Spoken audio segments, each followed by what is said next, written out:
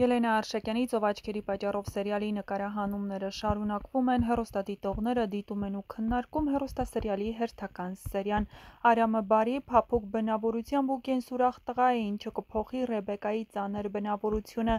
Այդ աղջկան հիմա սերը կփրկի,